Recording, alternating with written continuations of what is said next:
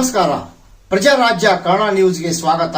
ನಾನು ರಾಮಗೌಡ ಪಾಟೀಲ್. ಹುಕ್ಕೇರಿ ಪಟ್ಟಣದಲ್ಲಿ ಶ್ರೀ ನೂಲಿ ಚಂದ್ರಯ್ಯನವರ 919ನೇ ಜಯಂತಿ ಕಾರ್ಯಕ್ರಮ ಹಮ್ಮಿಕೊಳ್ಳಲಾಗಿತ್ತು. ಹುಕ್ಕೇರಿ ತಾಲೂಕಾ ಆಡಳಿತ ಸಭಾಭವನದಲ್ಲಿ ಹಮ್ಮಿಕೊಂಡಿದ್ದ ಶಿವಶರಣ ನೂಲಿ ಚಂದ್ರಯ್ಯನವರ ಕಾಯಕ ನಿಷ್ಠೆ 12ನೇ ಶತಮಾನದಲ್ಲಿ ಬಸವೇಶ್ವರರು ಸ್ಥಾಪಿಸಿದ ಅನುಭವ ಮಂಟಪದಲ್ಲಿ ನೂಲಿಯ ಚಂದ್ರಯ್ಯನವರು ಶ್ರೇಷ್ಠ ವಚನಕಾರರಾಗಿದ್ದರು. ಇಂದು ಅವರ 919ನೇ ಜಯಂತಿ ಉತ್ಸವ ಸಂಭ್ರಮದಿಂದ ಅರ್ಥಪೂರ್ಣವಾಗಿ ಆಚರಿಸಲಾಯಿತು. ನೂಲಿ ಚಂದ್ರಯ್ಯನವರ ಭಾವಚಿತ್ರಕ್ಕೆ ಪೂಜೆ ನೆರವೇರಿಸಿದ ತಹಶೀಲ್ದಾರ್ ಬಲರಾಮ್ ಕಟ್ಟಿಮನಿ ಹಾಗೂ ಮುಖಂಡ ಬಸವರಾಜ್ ವಾಜಂತ್ರಿ ಹಾಗೂ ಮುಖಂಡರು. ಇದೇ ವೇಳೆ ಮಾತನಾಡಿದ ತಹಶೀಲ್ದಾರ್ ಬಲರಾಮ್ ಕಟ್ಟಿಮನಿ, ಕಾಯಕದಿಂದ ಬಂದದ್ದು ಮಾತ್ರ ಲಿಂಗ ಜಂಗಮಕ್ಕೆ ಅರ್ಪಿತವಾಗಬೇಕು. ಕಾಯಕ ಗುರು ಲಿಂಗ ಜಂಗಮರೆಲ್ಲರೂ ಕಡ್ಡಾಯವೆಂದು ಸಾರಿದ್ದಾರೆ. ಕಾಯಕ ದಾಸೋಹ ಮತ್ತು ನಿತ್ಯ ನಿಷ್ಠೆಯ ಮೂಲಕ ವಿಶ್ವ ಮಾನವ ಕೋಟೆಗೆ ಅರಿವಿನ ಬೆಳಕನ್ನು ನೀಡಿದ ಶರಣರ ಪೈಕಿ ನೂಲಿಯ ಚಂದ್ರಯ್ಯನವರು ಪ್ರಮುಖರಾಗಿದ್ದಾರೆ. ಹುಕ್ಕೇರಿ ತಾಲೂಕಿನ ಕೊರವ ಸಮುದಾಯ ಇಂದು ನೂಲಿಯ ಚಂದ್ರಯ್ಯನವರ ಜಯಂತಿ ಆಚರಿಸುತ್ತಿದ್ದು, ಅವರ ಸಂದೇಶ ಸಮಾಜಕ್ಕೆ ಅವರು ನೀಡಿರುವ ಮಾಹಿತಿ ಸಂದೇಶ ಸಾರುವ ಮೂಲಕ ಇಂದು ಅವರ ಜಯಂತಿಯನ್ನು ಅರ್ಥಪೂರ್ಣವಾಗಿ ಆಚರಿಸಿದರು. ಅತ್ಯಂತ ಪ್ರಾಚೀನ ಇತಿಹಾಸ ಹೊಂದಿರುವ ಸಮುದಾಯವೇ ಕೊರವ ಸಮುದಾಯ ಎಂದು ಇದೇ ವೇಳೆ ಹೇಳಿದರು. ಈ ಸಂದರ್ಭದಲ್ಲಿ ಬಸವರಾಜ್ ವಾಜಂತ್ರಿ, ಪರಶುರಾಮ್ ವಾಜಂತ್ರಿ, ಶಹನಾಯಿ ವಾದಕರು, ಅಭಿ ಭಜಂತ್ರಿ ಹಾಗೂ ಶಂಕರ್ ಭಜಂತ್ರಿ, ತಮ್ಮಣ್ಣ ಭಜಂತ್ರಿ ಹಾಗೂ ಭಜಂತ್ರಿ ಬಂಧುಗಳು ಹಾಗೂ ಸಿಬ್ಬಂದಿ ವರ್ಗದವರು ಪಾಲ್ಗೊಂಡಿದ್ದರು. ರಾಮಗೌಡ ಪಾಟೀಲ್, ಪ್ರಜಾರಾಜ್ಯ ಕನ್ನಡ ನ್ಯೂಸ್, ಹುಕ್ಕೇರಿ. ಪೂಜೆ ಮಾಡಿದ್ರೆ ಸಾಲದು, ಕಾಯಕವೇ ಕೈಲಾಸ. ಬಸವ ತತ್ವದಲ್ಲಿ ಯಾರು ಕೆಲಸ ಮಾಡ್ತಾರೆ ಅವ್ರ ಜೀವನ ತುಂಬ ಚೆನ್ನಾಗಿರ್ತದೆ.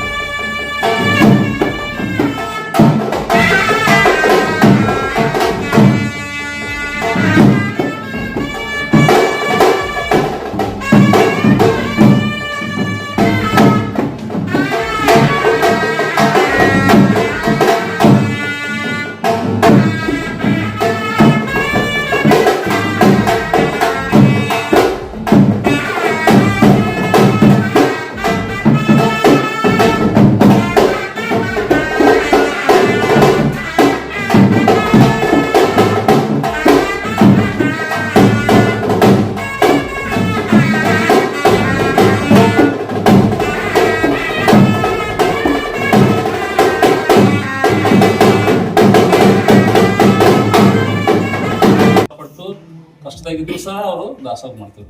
ಅದಕ್ಕೆ ಅವ್ರಿಗೆ ಇವತ್ತು ಜಯಂತಿ ಯಾಕೆ ಮಾಡಕತ್ತೀವಿ ಅಂದ್ರೆ ಅವ್ರ ಸಮಾಜ ಸುಧಾರಕರು ಮತ್ತು ಅವರು ಶಿವನ ಮಠದಲ್ಲಿ ಅವರು ಶರಣರು 12ನೇ ಶತಮಾನದಾಗ ಬಸವಣ್ಣವರು ಸಮಾನ, ಅವರು ಸಮಾನ ಮನಸ್ಕರು.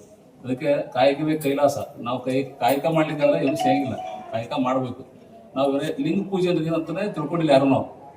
ನಾವು ಲಿಂಗ ಪೂಜೆ ಮಾಡೋದು ಬೇರೆ. ಲಿಂಗ ಪೂಜೆ ಅಂದ್ರೆ ಅರ್ಥ ಮಾಡ್ಕೋಬೇಕು. ಲಿಂಗ ಅಂದ್ರೆ ನಮ್ಮ ಆತ್ಮದ ಪೂಜೆ ಮಾಡ್ಕೊಂಡಾಗ ನೀವೆಲ್ಲ ಬಿಟ್ಟು ನಾವು ಬೇರೆ ಅದನ್ನ ಅರ್ಥನೇ ಬೇರೆ ಮಾಡ್ಕೊಂಡಿದ್ವಿ. ಅದಕ್ಕೆ ಕಾಯಕವನ್ನ ರೂಢಿಸ್ಕೊಳ್ಬೇಕು ಮತ್ತು ಎಲ್ಲರನ್ನು ಸಮಾನ ಕಾಣಬೇಕು. ಯಾವ ಭೇದವಾಗಿರಲಿಲ್ಲ. ಜಾತಿ ಎಲ್ಲರಿಗೂ ಜಾತಿ ಒಂದೇ ಜಾತಿ ನಾವು ಮಾಡ್ಕೊಂಡಿದ್ವಿ. ಆ ಜಾತಿ ಈ ಜಾತಿ ಅಂತೇಳಿ ನಡೆಸೋದಿರಂಗಿಲ್ಲ. ಎಲ್ಲರೂ ಸಮಾನರು ಮತ್ತು ಕಾಯಕ ಯೋಗಿಗಳಾಗಬೇಕು. ಈ ಸಂದರ್ಭದಲ್ಲಿ ಹೇಳಕ್ಕೆ ಇಷ್ಟಪಡ್ತೀನಿ ನಾನು. ಅವ್ರಿಗೆ ಭಾಳ ಸ್ಪಷ್ಟವಾಗಿ ಹೇಳಿದ್ರು ಅವ್ರು ಎಷ್ಟು ಕಷ್ಟಪಡ್ತಿದ್ರು ಮತ್ತು ಅವ್ರು ಯಾವ ರೀತಿ ಪೂಜೆ ಹೇಳಿದ್ರು, ಸಣ್ಣ ಕತೆ ಹೇಳಿದ್ರು. ಅದಕ್ಕೆ ಬರೀ ಪೂಜೆ ಮಾಡಿದ್ರೆ ಸಾಲದು, ಕಾಯಕವೇ ಕೈಲಾಸ. ಬಸವ ತತ್ವದಲ್ಲಿ ಯಾರು ಕೆಲಸ ಮಾಡ್ತಾರ ಅವ್ರ ಜೀವನ ತುಂಬಾ ಚೆನ್ನಾಗಿರ್ತೈತೆ ಅಂತ ಹೇಳ್ತಾ